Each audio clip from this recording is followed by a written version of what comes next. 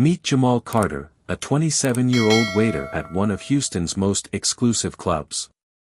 Once a rising star at Juilliard, Jamal's dreams of becoming a concert pianist ended the night his father's accident changed everything.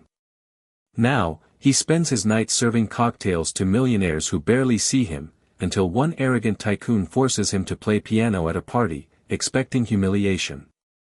But when Jamal's fingers touch the keys, the room falls silent, and the tables turn in a way no one saw coming. If you love stories of underdogs rising and unexpected triumphs, hit subscribe. More unforgettable moments are coming soon.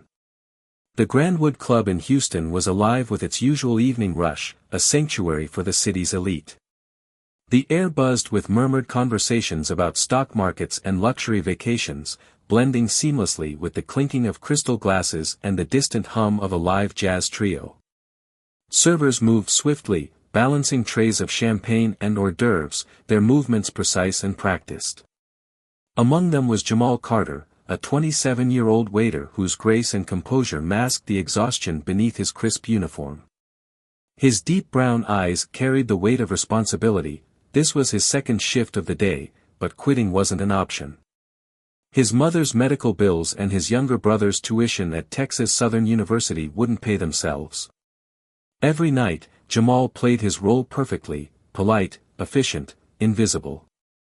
But tonight, one arrogant millionaire would force him into the spotlight, and the world would finally see who he really was. "Table 7 needs more whiskey," muttered DeAndre, slipping past Jamal Carter in the crowded dining hall. Jamal barely acknowledged him, already pivoting toward the bar.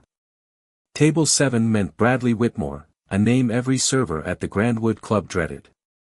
A real estate mogul with more money than manners, Bradley was a man who saw the world as his personal playground.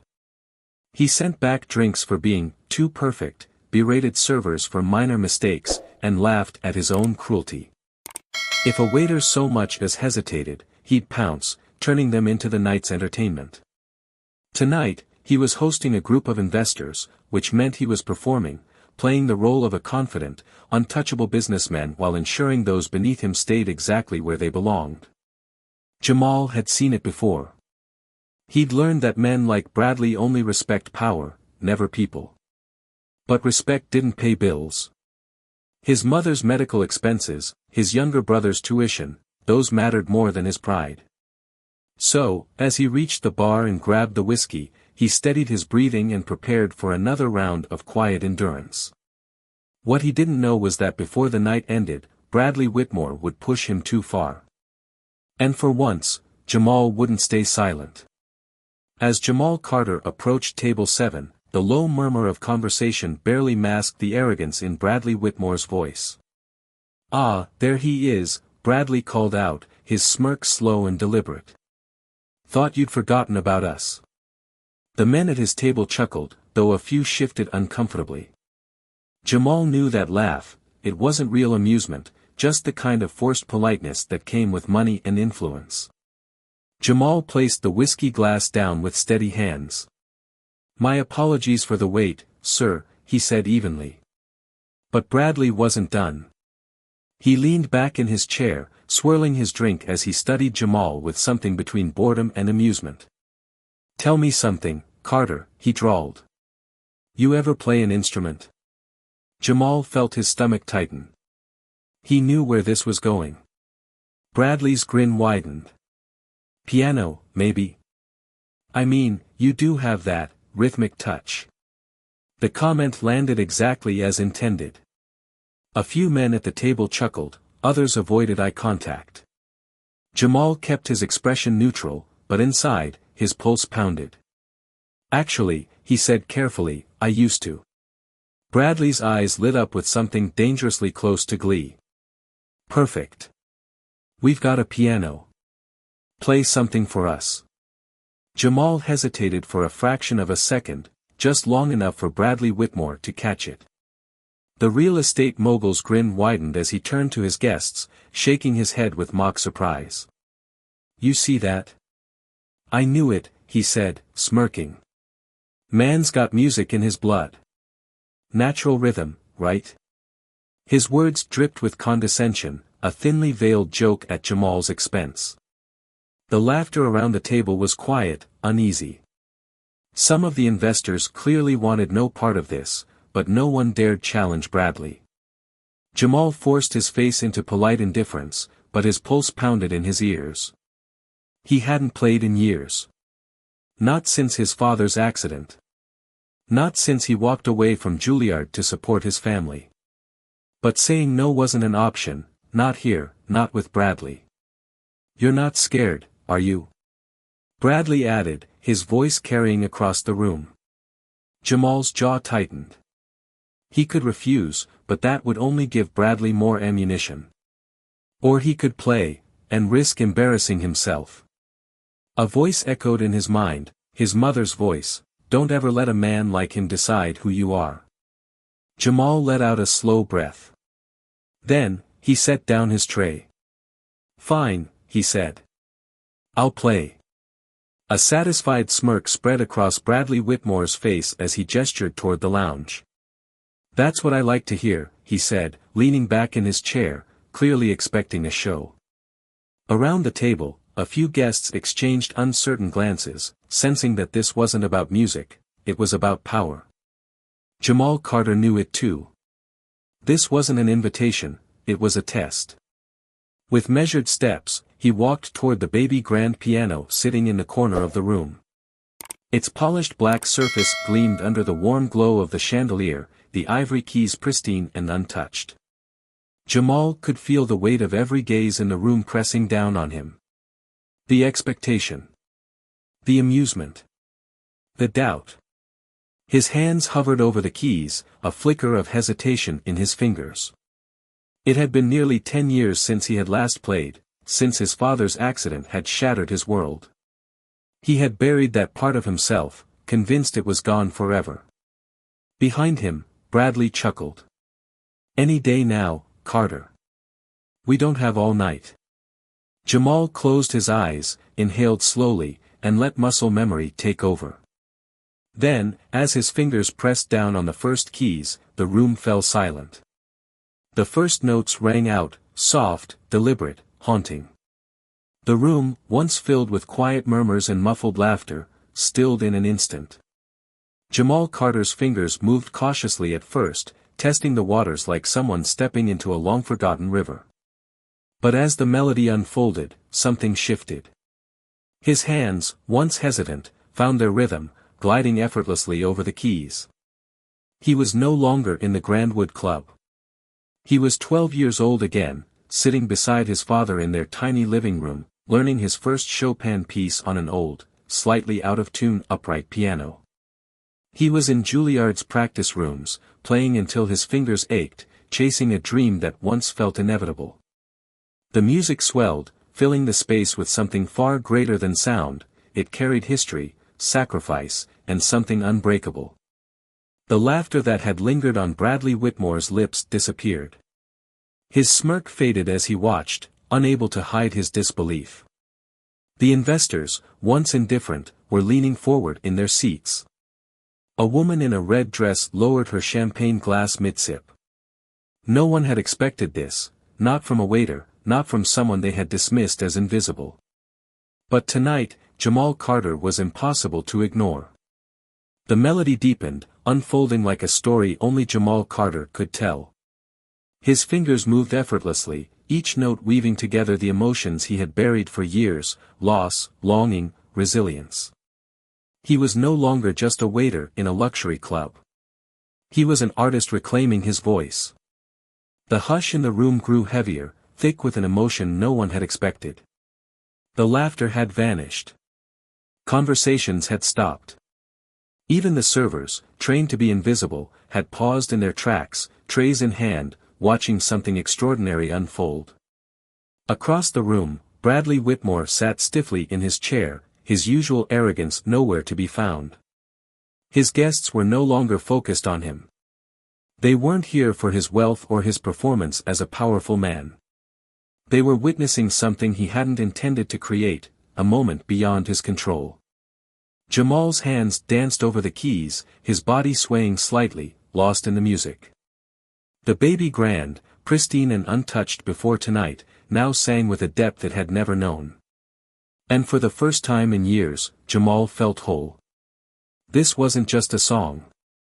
It was proof that some talents, some dreams, could never truly be silenced.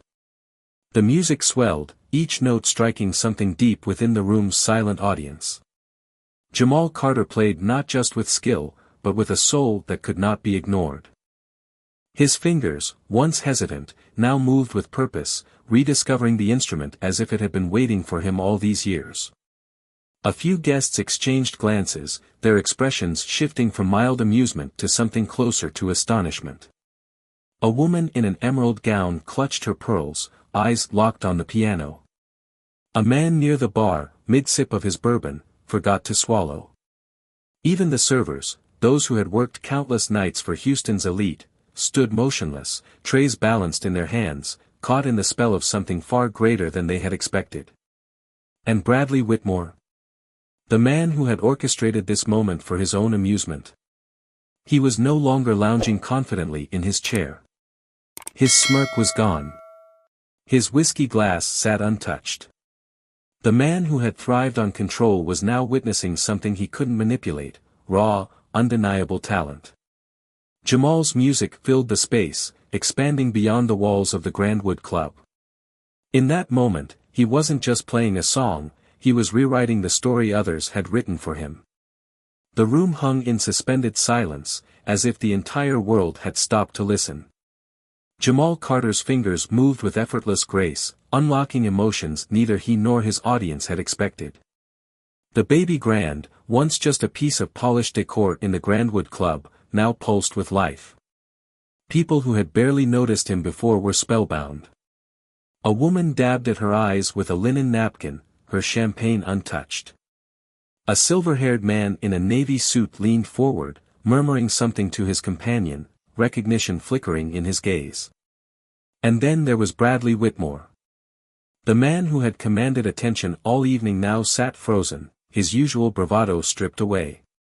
The amused glint in his eyes had vanished, replaced by something almost like regret. The joke had backfired spectacularly. What was meant to be a public humiliation had become a revelation. Jamal, lost in the music, didn't see their reactions, but he could feel them. The shift in the air. The weight of every gaze, no longer mocking, but in awe.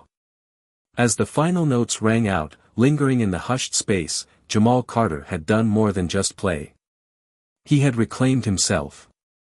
The final notes hung in the air, delicate yet powerful, like an echo refusing to fade. For a moment, no one moved. No one spoke. The room, once filled with quiet murmurs and the clinking of glasses, had transformed into something unrecognizable, a space where only the music remained. Then, the applause erupted. It wasn't polite, obligatory clapping. It was real, raw, and unfiltered. People stood. Some whistled. Others, still caught in the moment, simply shook their heads in disbelief. A man near the bar set down his untouched drink, as if suddenly aware that he had just witnessed something extraordinary. Jamal exhaled, his hand still resting on the keys. His chest rose and fell, his pulse hammering in his ears. He hadn't planned this. He hadn't asked for it. But here he was, in the spotlight he had once run from. And then there was Bradley Whitmore. He didn't stand. He didn't clap. He just sat there, staring at Jamal like a man who had completely lost control of the room. His game, his power, had slipped from his grasp. Jamal finally stood, smoothing his apron. He was done being invisible. And tonight, the whole world had seen him. As the applause continued to thunder, a distinguished older man in a dark suit stepped forward, his sharp blue eyes locked on Jamal Carter. "Young man," he said, his voice carrying the weight of experience, "that was remarkable." The crowd slowly quieted, waiting for what came next. "Where did you study?" the man asked. Jamal hesitated.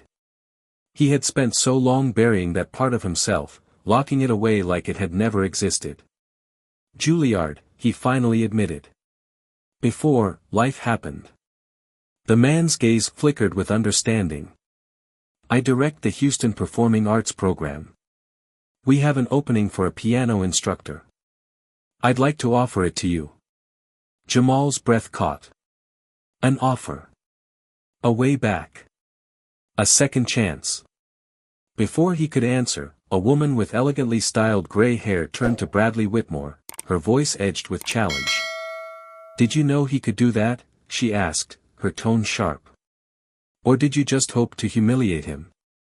Bradley, for once, had nothing to say. His lips parted, but no words came. The man who always had a snide remark, who always held control, now looked like someone who had miscalculated badly. And Jamal Carter stood taller than ever before. The air in the room shifted, thick with unspoken tension. The applause had faded, but the weight of what had just happened lingered. Bradley Whitmore, the man who had orchestrated this moment for his own amusement, now sat in stunned silence. His usual confidence, the smirk, the arrogance, had vanished, replaced by something unfamiliar.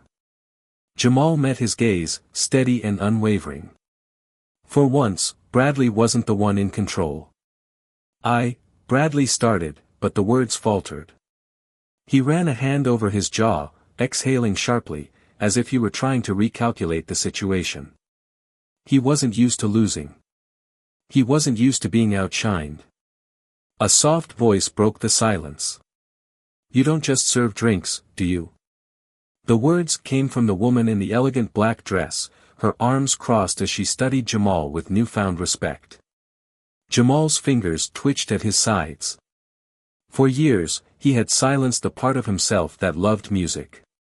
Tonight, it had been set free. Bradley finally stood, clearing his throat. His voice was quieter now. I owe you an apology. Jamal tilted his head slightly, considering. Then, with quiet certainty, he responded, yeah, you do. A heavy silence settled between them.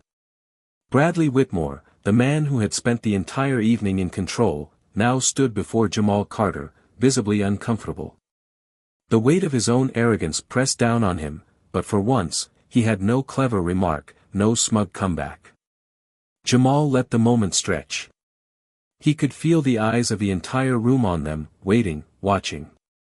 A part of him wanted to let Bradley squirm, to let him feel, even for a second, what it was like to be on the other side of power. But that wasn't who Jamal was. Instead, he straightened his posture and looked Bradley directly in the eye. Yeah, he said quietly, but firmly. You do. Bradley exhaled, nodding slightly, then, almost as if he weren't sure what else to do, he extended his hand. For a second, Jamal just stared at it. He didn't need Bradley's validation. Didn't need his approval. The music had already spoken for him. Still, after a long pause, he reached out and shook it. It wasn't for Bradley. It was for himself. A sign that Jamal Carter had already won. And this was just the beginning. 3 months later, Jamal Carter stood in front of a classroom filled with eager young faces at the Houston Community Arts Center. The walls were lined with well-worn upright pianos, the scent of old sheet music filling the air. The children, ranging from excited beginners to shy first-timers, sat cross-legged on the floor, waiting. Jamal smiled. He had once been them. A kid with a love for music, unsure if the world would ever let him play. Now, he wasn't just playing, he was passing it on. Music, he began, his voice steady, is more than just notes. It's a story. And every one of you has a story worth telling. A small boy in the front row raised his hand. But what if I mess up, he asked, his voice barely above a whisper. Jamal knelt beside him, tapping a few soft keys. Then you keep going, he said simply. Mistakes don't stop the music. They just make the story real. In the back of the room, the director of the Houston Performing Arts program watched with quiet approval. Jamal had been given a second chance, and now, he was creating them for others. This was his stage now. Life has a way of leading us back to the things we are meant to do, even when we try to walk away. Jamal Carter had once believed that his dreams were over, that responsibility and survival meant sacrificing his passion. But the truth is, our talents, our purpose, and our calling never truly leave us. They wait, buried beneath the weight of daily struggles, ready to resurface the moment we allow ourselves to believe again. His story is a reminder that no matter how far we stray from our passions, it's never too late to return. The world may try to define you by your circumstances, by what you do to survive rather than what you were born to create. But one moment, one opportunity, one choice can change everything. If you've ever given up on a dream because life got in the way, let this be your sign to find your way back. Whether it's music, art, writing, or something entirely different, your gift still belongs to you. And just like Jamal, you might find that when you finally embrace it again, the world is ready to listen. Jamal Carter's story is more than just a tale of unexpected triumph, it's a lesson in resilience, purpose, and the power of second chances. Life had taken him far from the dreams he once held, forcing him into a world where survival mattered more than passion. He had convinced himself that his talent no longer had a place in his life. But the truth? Some dreams refused to die. That night at the Grandwood Club, when Bradley Whitmore tried to turn him into a joke, Jamal didn't just play a song, he reclaimed himself. In a room full of people who had dismissed him, he proved that his worth was never defined by his job, his circumstances, or the expectations of those who underestimated him. His music spoke louder than any insult, any doubt, any missed opportunity. But what makes his story even more powerful is what happened after. Instead of using his talent just for himself, he chose to share it. Teaching young musicians, inspiring others, and giving opportunities to kids who, like him, just needed someone to believe in them. He didn't just rediscover his music, he gave it a new purpose. And that's the lesson we can all take from Jamal's journey. Life will throw obstacles in your way. People will doubt you. You may even doubt yourself. But no matter how long you've been away from your passion, no matter how impossible a dream may seem, it is never truly lost. If there's something inside you that won't let go, listen to it. Because the world may be waiting for exactly what only you can give. If this story inspired you, make sure to subscribe to DailyStories for more powerful, unforgettable tales of resilience, redemption, and unexpected triumphs. Your story matters. Your talent matters. And just like Jamal, maybe it's time to take back what was always yours.